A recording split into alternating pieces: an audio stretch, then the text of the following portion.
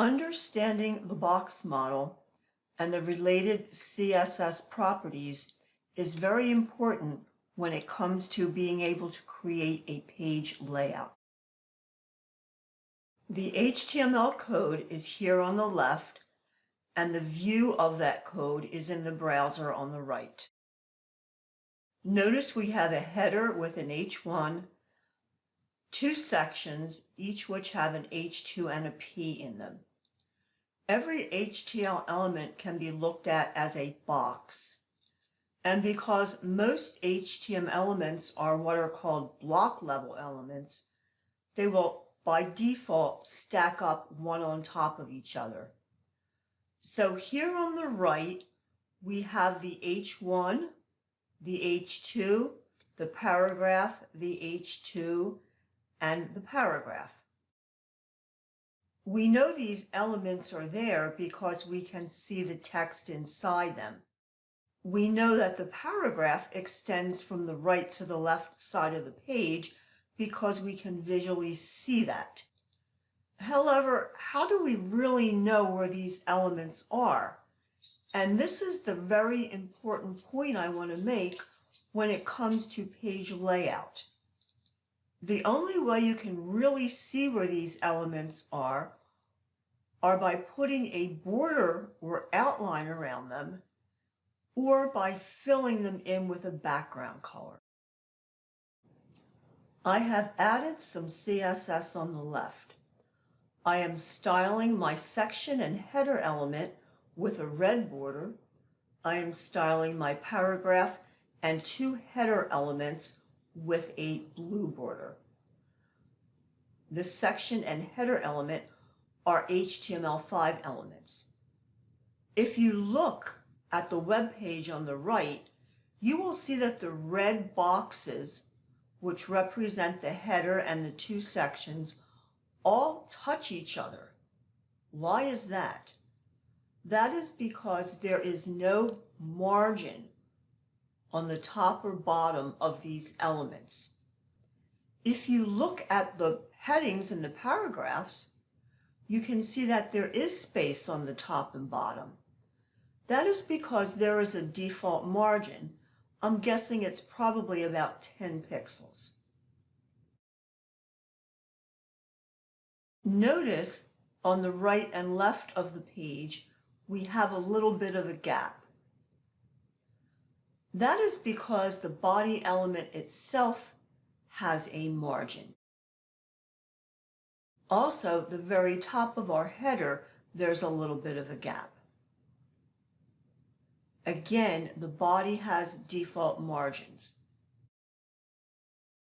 I can explain this by removing the margins on the body element.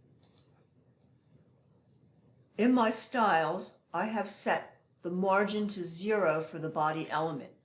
Notice that everything is now tight inside the browser window. Most people don't realize this, and many times we want our layout to be at the actual top of the page, and therefore you need to adjust those margins. And margin is a very important box model CSS property. Now let's move our section elements away from each other. We can do that by setting either a top margin or a bottom margin. Remember, margins affect the outside of the box. So now let's look at my CSS code. I have set the margin top property to 20 pixels for the section element. Now you can see that there is a gap between my section element and the header, and the bottom section element and the section element on top of it.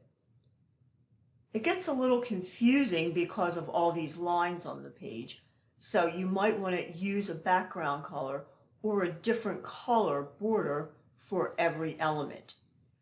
This is what I always do when I start out my page layouts. I make sure that I know where everything is before I start moving them around. Now let's take a look at our headings. We have an H1 heading, and two H2 headings. Now notice that the actual heading elements extend the entire width of the page. The text inside them does not extend all the way over.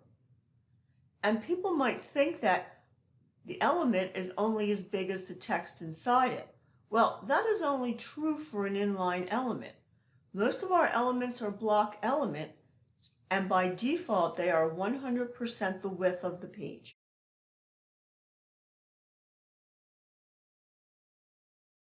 Let's take a look at the CSS. I have set the top and bottom margin to 0, and I'm letting the right and left margin be auto, whatever it needs to be. I've also added a background color to the section to make it easier to see the two groups. So now we can see that there is no space on the top and bottom of the heading in either of the section elements, which are a light blue color. However, you can see that there still is a margin on the top and bottom of the paragraph, which is fine. Typically, we want some space between a heading and a paragraph. However, you might not want that space at the bottom, and in that case, you would need to remove it using the margin bottom property. However, if you didn't understand this, you might not know why you can't get rid of that space. So I'm explaining how you need to adjust top and bottom margins sometimes to make the layout the way that you really want it to be. Another thing I would like to point out, look how close everything is to the left and the right. That is not professional. What is causing that? There is default padding inside every element, and the default padding is 0. There's really no padding in here. So in order to make our boxes a little more roomier on the inside, we need to add padding. What I have done in my code, I have added 10 pixels of padding, and that will apply to all 4 sides, to the elements that have text in them, which are the P, the H2, and the H1.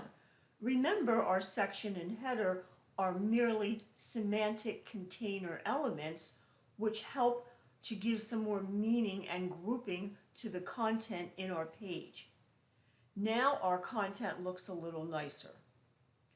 However, we are looking at this on a very small screen width. If we were looking at this on a larger browser, it would extend from the left to the right, and that would not look good. You typically never see websites with an overall width set to 100%, which is what the default is for all of our block elements. So we typically use an outer container when we're developing our layout. We set that at a fixed width, and we put a margin set to auto on the right and left. What I have done in my HTML is I have put a div element on the top and the bottom of all my content. I have given it an ID called wrapper. This is a very common practice in page layout. I am setting my wrapper to a width of 600 pixels, and I'm using a shorthand for the margin. The top and bottom will be 0, and the right and left will be auto. And that magical formula allows me to put our block elements at a fixed width and centered on the page. Now, that will look very nice on any size desktop browser. When it comes to a mobile device, which we will cover later, we're going to remove those margins so that our content fills up the entire screen. The concept of centering a block element is not the same as centering the text inside the element. If I want to center the text inside the element, I use the CSS text align property, and set that to center as I have done here for my 3 heading level elements. So when you're finished developing, you can remove your borders and style the page as desired.